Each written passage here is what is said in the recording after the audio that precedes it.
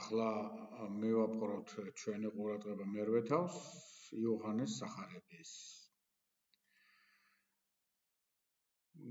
ახალი აღთქმის ქართული თარგმანი ასეთია, ახალი ქართულით, ხოლო იესომ ზეთისხილის ღვთისკენ გასწია, დილით კი მიბრუნდა ტაძარში და მთელი ხალხი მივიდა მასთან, დაჯდა და ასწავლიდა მათ. ხოლო მწიგნობლებმა და ფარისევლებმა მოიყვანეს ქალი, რომელიც მრუშობისას შეეპყროთ, შუაში დააყენეს და უთხრეს იესოს, მოძღვარო, ეს ქალი მრუშობისას შევიპყრით. 4 მუხლი წავიკითხე, ცნობილი ისტორია, პოპულარული, მათაც კი ვისაც შეიძლება მხოლოდ ფილმები აქვს იესოზე ნანახი. ან უბრალოდ პოპულარულ ლიტერატურას არის გაცნობილი, იცის, რომ ეს ქალი მრუშობისას შეპყრობილი იესოს ჩარევით იქნა შეწყნარებული. და აქედან გარკვეული სურათი ექმნება თვითონ იესოზე და მის მოძღვრებაზე მასას. ხალხს, რომელიც ბიბლიას არ იცნობს, რატომღაც არ იცნობს, კარგად რომ წავიკითხოთ ეს ტექსტი, შევხედავთ, რომ რამდენიმე დამატებითი ნიუანსი, რომელიც კიდევ უფრო კარგად გაგვაცნობს იესოს.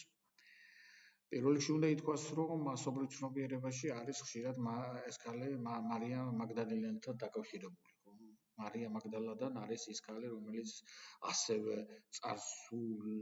წარსული მისი მრუშობასთან არის დაკავშირებული და ვინაიდან ეს ქალი აქ მრუშობისას იქნა შეპყრობილი, ტრადიცია ხშირად უკავშირებს ამ ქალს სწორედ მარია მაგდალენას. მაგრამ ეს ჩვენთვის ახლა მნიშვნელოვანი არ არის. არც ის გარემოება მნიშვნელოვანი, თუმცა ძალიან საინტერესო, რომ მაგალითად მეხუთე მუხლში იესოს ეკითხებიან, რომ მოსეს რჯული ხო გვეუბნება, რომ უნდა ჩავქოლოდო, ხო? და ასე ვთქვათ, საცდუნებლად ტექსტი გვეუბნება, იოანეს ტექსტი გვეუბნება, რომ ზუსტად იმას, რაც ნაგულისხმებია ამ კითხვის მიღმა, რომ ეს არის საცდუნებელი კითხვა, ხომ? უცოდველია ეტყოდა იესო. უბრალოდ ჩავქოლოდ იტყოდა მაშინ რომაულ კანონს არ ღვავდა, რომაულ წესრიგის წინააღმდეგ მიდიოდა, იტყოდა, რომ არ უნდა ჩავქოლოდ, მოსეს რჯულს არ ღვავდა, მაგრამ ამას გავანებობდა. ჩვენ ისტორიული მომენტები და რატომ უწევენ ამ კითხვას იმდენად არ გვაინტერესებს, რამდენადაც თვითონ ტექსტი რას გვეუბნება იესოზე, თვითონ უფალზე, ხო, თვითონ ღმერთზე. და რას გვეუბნება ადამიანებზე მის ირგვლივ, რომლებიც ჩვენ გარკვეულ გზავნილებს გვაწვდიან. როგორ არის ცხოვრება მოწყობილი და როგორ უნდა გავარკვიოთ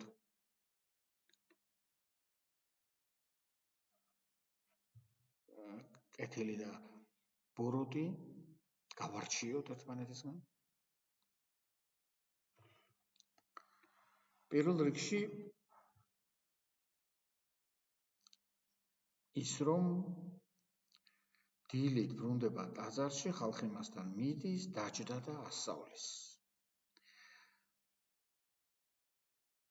მანამდე ზეთისხილის მთისკენ გასწია, ეს იყო წინაღამე და მეორე დილით ასწავლის ტაძარში, ტაძართან იერუსალიმზე ლაპარაკი. ანუ იესო ასწავლის ტაძართან, ხალხი მიდის მასთან, იგი ტაძართან ჯდება და ასწავლის. გზავნილი არის ის, რომ უფალი ტაძართან ჯდება, ან ტაძარში, ამას არსებითი მნიშვნელობა ახლა არ აქვს ამას არსებითი მნიშვნელობა ამას და ასწავლის. ხო? სხვადასხვა საინტერესო ის არის, რომ არა საკრალურ მოქმედებებს აკეთებს, რაც ტაძართან ხშირად დაკავშირებულია, არამედ ასწავლის. და შემდეგ მოყავთ მწიგნობრებს და ფარისევლებს ქალი, რომელიც შეუპყრიათ მრუშობის დროს. და ეკითხებიან რჯულში ხო ეს წერია და როგორ მოვიქცეთ. ანუ მოდი ესე ვთქვათ, რჯულში რაც წერია და ისტორიული გარემოებები ხშირად წინააღმდეგობაში მოდის ერთმანეთთან. აი რას გვეუბნება ტექსტი. ხო?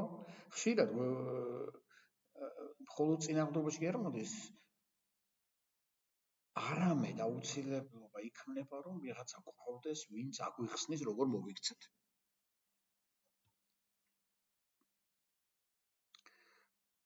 ამ ტექსტზე უამრავი ქადაგება, კომენტარი, გარჩევა, სხვადასხვა მეთოდით, სხვადასხვა ექსეგეტიკური მიდგომით ხდება ხოლმე. იშვიათად თუ გაიგებთ იმას, რომ საუბარი არის გარემოებებზე, რაც ჩვენს გარშემო აწმყოში რეალურად ხდება. და არა გადმოტანილ სიმბოლური, ალეგორიული ხასიათით, არამედ ტექსტი აქვს მეტაფიზიკური გზავნილი, ანუ მარტივად რო ვთქვათ, გზავნილი იმისა, რომ რჯული და პრაქტიკა, ანუ რეალური ქმედება ხშირად ერთმანეთს ეჯახება. ისტორიული გარემოებები ამ შემთხვევაში რაც იქ იყო და კანონი ერთმანეთთან იყო ჭიდილში, რასაკვირველია, ამ კონკრეტული ფაქტის უკან იმალება ის, რომ ფარისევლებს და მწიგნობრებს უნდა აცდუნონ უფალი. მაგრამ ამ საცდუნებლის მიღმა არის ის, რაც თვავად უფალმა ისტორიისა დაუშვა. დაუშვა ის, რომ რომაელთა კანონია, ცალკე მოსეს კანონია და ეს ორი ერთმანეთთან წინააღმდეგობაში მოდის და ისტორიაში ეს ხშირად ხდება. და ამის პასუხი რა არის? იესო იყო დაბლა დახრილი და თითით წერდა რაღაცას მიწაზე. უფალი წერს მიწაზე რაღაცას.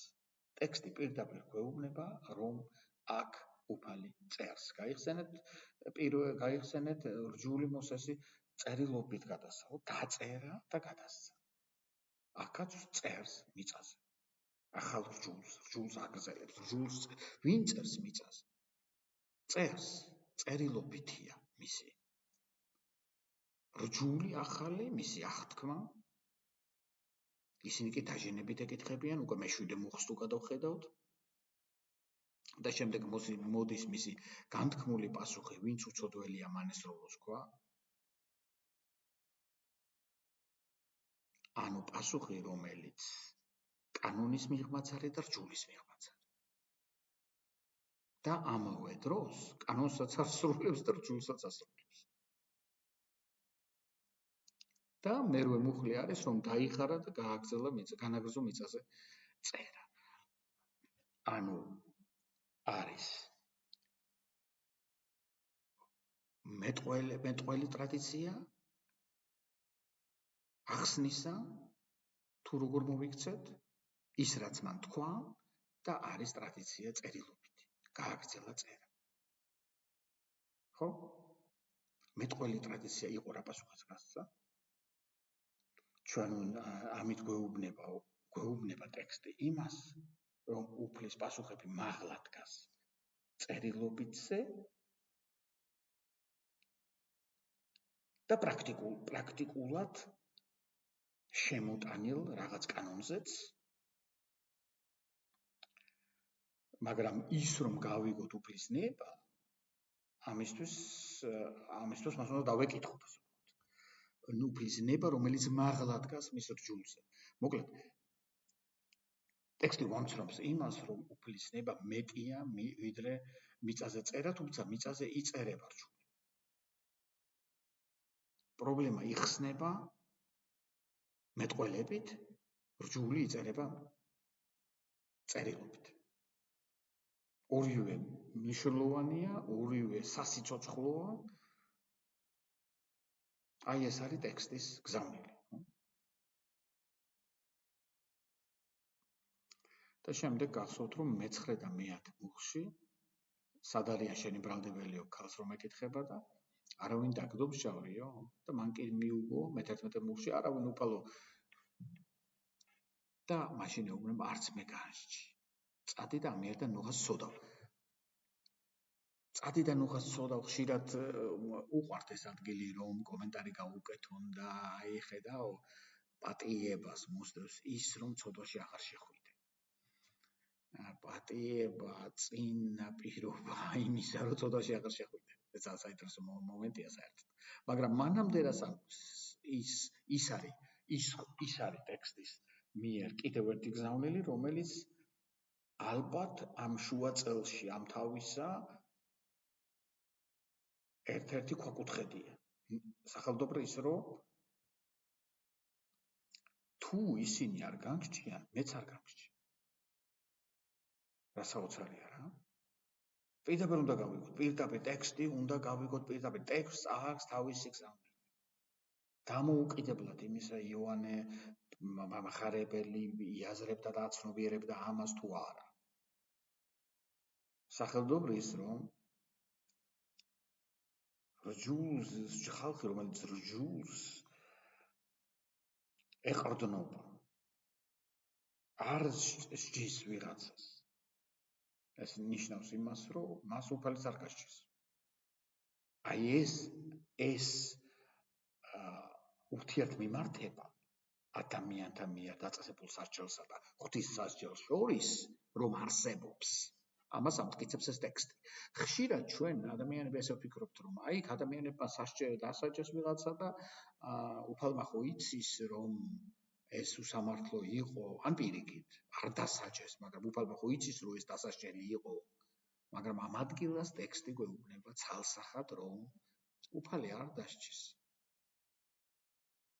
არც უფალი დასჯის. თუ კი ადამიანებმაც კი რომლებიც არ არიან კეთილი. სხვა ადგილებს თუ მოვიხმართ, სხვა გზავნილებს სახარების ტექსტიდან. არაკეთილი ბუნებით ადამიანიც კი არ სჯის ვიღაცას. ესე იგი იმას ბუნებრივად უფალიც არ განსჯის. მე-11 მუხლის ჩათვლით აი ეს არის გზავნილი იოანეს სახარების მერვე თავის.